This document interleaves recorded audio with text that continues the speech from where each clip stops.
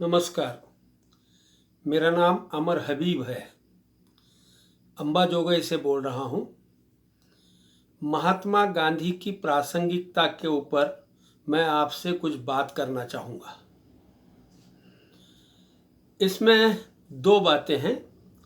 एक बात है गांधी की प्रासंगिकता, यानी मतलब पहले गांधी समझ लीजिए, और दूसरा उससे बड़ी बात यह है कि प्रासंगिकता को समझ लीजिए।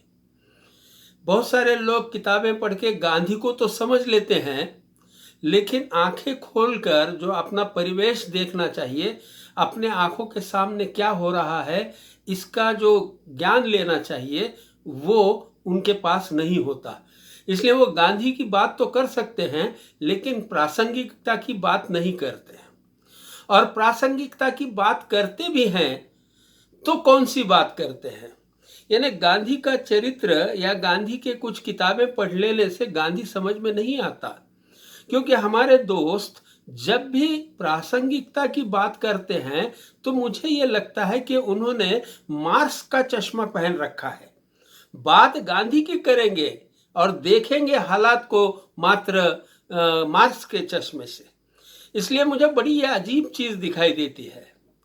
मैं जहां तक ये समझता हूं कि मैं क्या देख रहा हूं, मैंने कई बार अपने मन से ये पूछा है कि भाई आज के सबसे ज्यादा ज्वलंत विषय क्या है? कौन से विषय मेरे दिल को छूते हैं? जिन चीजों को देखकर मैं अस्वस्थ हो जाता हूं, ऐसी कौन सी चीजें हैं? एक, दो, तीन, चार, भले जितने भी हों, ऐसी कौन सी चीजें हैं जिनसे हम अस्वस्थ हो जाते हैं? और इस अस्वस्थता में ही हमको गांधी याद आने लगता है। पहली अस्वस्थता का मुद्दा वास्तव यह है कि मेरे आसपास के किसान हर रोज आत्महत्या करते हैं। आज भी, इस वक्त, आज के दिन भी 53 किसानों ने अपनी जान दी है। उनकी आत्महत्याएं, किसानों की आत्महत्याएं, लोगों को लगता है कि ये आत्महत्याएं भी और आत्महत्याओं की जैसी ही हैं। जैसा सुशांत कुमार ने आत्महत्या की या और कोई करता है, इस तरीके की आत्महत्याओं की तुलना में किसानों की आत्महत्याएं नहीं आती हैं। ये बात समझ लेना चाहिए।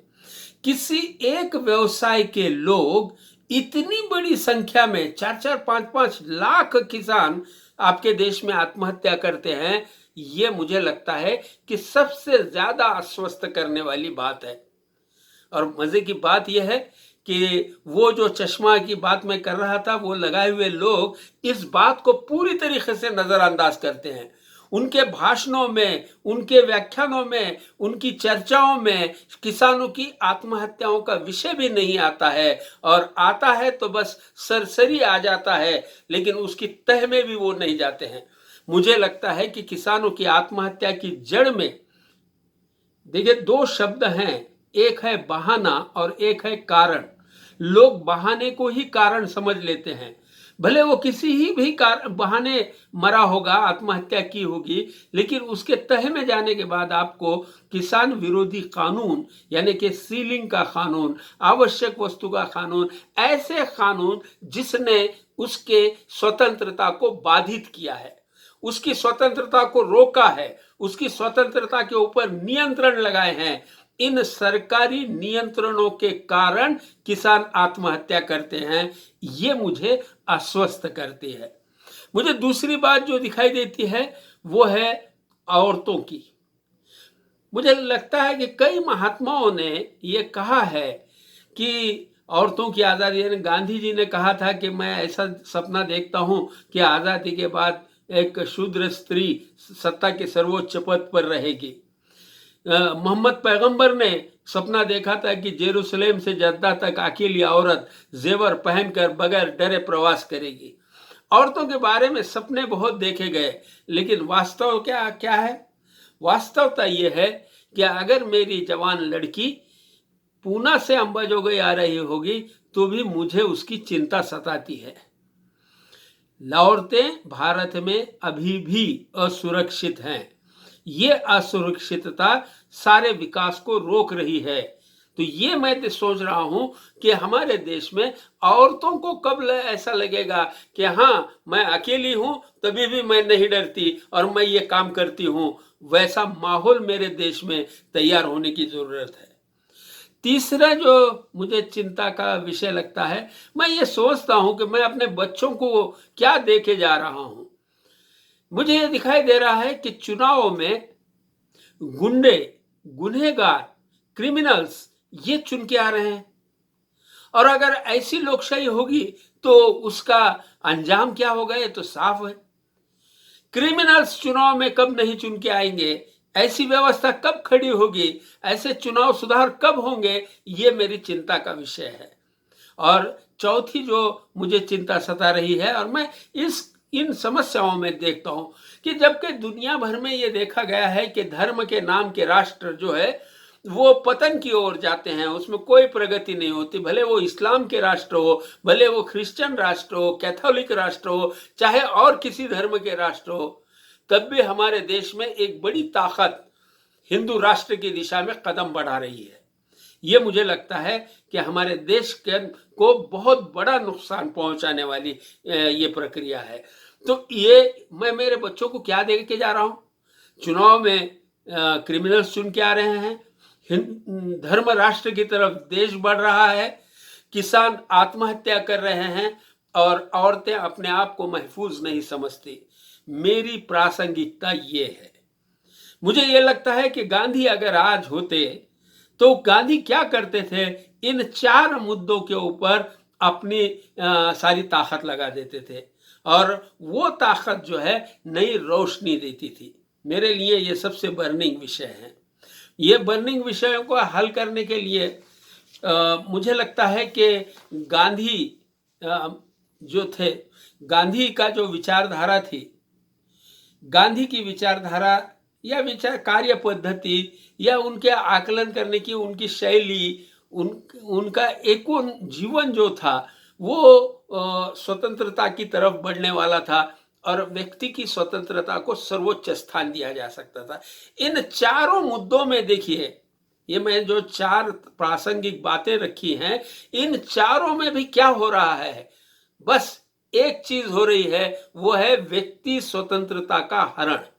उसके ऊपर आक्रमण हो रहा है, व्यक्ति की स्वतंत्रता बाधित हो रही है। और बाधित कौन कर रहा है? बाधित कर रही है सरकार। ये दल की या वो दल की बात नहीं है, बात है सरकार की, और ये सरकार जो है वो उसको कर रही है। इसलिए मैं आपको गांधी का एक उदाहरण पढ़कर बताऊंगा, ताकि आपको गांधी को इस रोशनी में देखना आसान हो जाएगा। मैं राज्य के अतिरिक्त अधिकार और नागरिकों की न्यूनतम स्वतंत्रता को भयावह मानता हूं। भयावह शब्द है। राज्य के पास अधिक अधिकार होने के कारण लगेगा कि शोषण कम हो रहा है।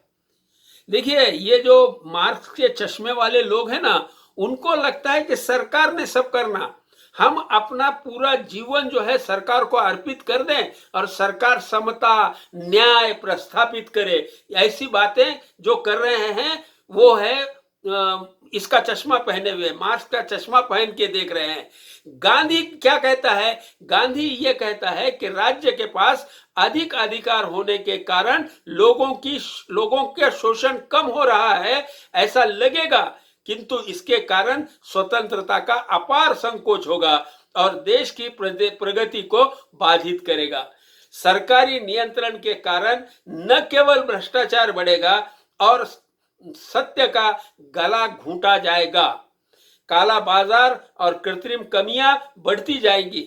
इतना ही नहीं बल्कि व्यक्ति की स्व सृजन प्रेरणा भी नष्ट होती चले। गांधी की देखिए व्यापकता यह है कि वो व्यक्ति की सर्जनता को महत्व देते हैं और वो स्वतंत्रता इसलिए चाहते हैं कि ये सर्जन जो है वो बरकरार रहे। वो खुद को करनी चाहिए, उस मेहनत से भी दूर भागता चला जाएगा। सर्वोच्च प्राथमिकता व्यक्ति की स्वतंत्रता को होनी चाहिए।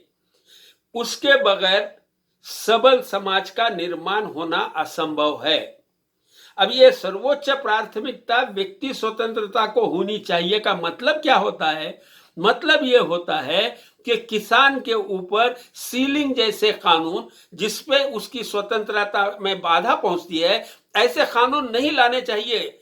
आवश्यक वस्तु जैसा कानून नहीं लाना चाहिए। बाजार में जो होगा सो होगा, सरकार क्यों उसमें पड़ रही है? ये सरकार जो नियंत्रण लाती है उसके कारण व्यक्ति को स्वतंत्रता होनी चाहिए। उसके बगैर सबल समाज का निर्माण होना असंभव है। व्यक्ति की स्वतंत्रता को नकारना और सरकार सर्वोपरि होना ये मनुष्य की नैसर्गिक प्रेरणाओं के विपरीत है। ये वाक्य को अंडरलाइन कर लीजिए। जो लोग ये चाहते हैं कि कामगारों की सत्ता आए, मार्क्स वाले, वो लोगों को ये समझ लेना चाहिए कि गांधी ये कहते हैं कि व्यक्ति की स्वतंत्रता को नकारना और सरकार सर्वोपरि होना ये मनुष्य की नैसर्गिक प्रेरणाओं के विपरीत है। खुद का मन न हो ऐसा मनुष्य होकर भी न होने के बराबर है। राज्य को शरण जाने जितना अन्याय और अनैतिक सौदा कोई दूसरा नहीं। मुझे कम लोगों के हाथ में अधिकतम अधिकार हो ऐसा स्वराज्य नहीं चाहिए। जब भी नागरिकों के अधिकारों पर अतिक्रमण होने पर सरकार का विरोध करने की क्षमता रखने वाले नागरिक हो, ऐसा देश मुझे चाहिए। और इसीलिए गांधी की प्रासंगिकता ये है। अच्छा, ये निवेदन कब का है पता है? ये निवेदन कोई 1930 साल का नहीं है। ये निवेदन है आजादी के बाद का। देश की स्वतंत्रता 15 अगस्त 47 को हुई और गांधी का ये जो मैं कोटेशन पढ़ रहा हूं, ये कोटेशन है 3 नवंबर 1947 का। यानी आजादी के 3 महीने के बाद तुरंत गांधी ये चिंता व्यक्त करते हैं कि कहीं सरकार के हाथ में सब न चला जाए, सरकार कहीं नागरिकों की स्वतंत्रता को कम न करे। इसके लिए गांधी सतर्क है। और मेरे लिए ये महत्व की बात है कि आजादी के बाद का सबसे ज्यादा चिंता का विषय तो यही होना चाहिए था कि हमारे देश में सरकार कभी भी किसी भी नागरिकों के स्वतंत्रता का हरण न करे। लेकिन अफसोस की बात है कि ये जब हंगामी सरकार था, उसी सरकार ने 1950 के जून महीने में 18 जून 1951 को एक ऐसा संविधान संशोधन किया जिससे ये जो शेड्यूल 9 आया और शेड्यूल 9 में उन्होंने जो कानून डाले उसके विरोध में कोर्ट में जाने में भी पाबंदी लगा दी। गांधी वहां रिलेवेंस है। गांधी ऐसी चीजों को कभी नहीं मान सकते। और मुझे ये दिखाई दे रहा है कि नारी हो या शेतकरी हो, किसान हो, इनके अधिकारों का हरण सरकार के द्वारा किया गया है। इनका प्रश्न न केवल उनके कल्याण का है, उनका प्रश्न आजादी का है, स्वतंत्रता का है। किसान जो है वो गुलाम है, इसलिए सारी विकृतियां तैयार हुई है। मुझे लगता है कि सत्ता में बदमाश न जाए, इसके लिए चुनाव में सुधार होने चाहिए। मुझे लगता है कि नारी की स्वतंत्रता या नारी की सुरक्षा का अभय मिलना चाहिए नारी को। इस तरीके का माहौल यानी लॉ एंड ऑर्डर की व्यवस्था होनी चाहिए। और तीसरी बात, धर्म राष्ट्र जो का खतरा जो मंडरा रहा है उसके विरोध में हम लोगों को आवाज उठाना चाहिए। और वे इन सब के लिए सबसे पहले हमको किसान की आजादी की प्राथमिकता को देखना चाहिए। मुझे लगता है कि गांधी जी अगर आज होते तो वो इन मुद्दों को सबसे ज्यादा महत्व मानते और इस मुद्दों के ऊपर हमें सही मार्गदर्शन करते, ऐसा मुझे लगता है। धन्यवाद।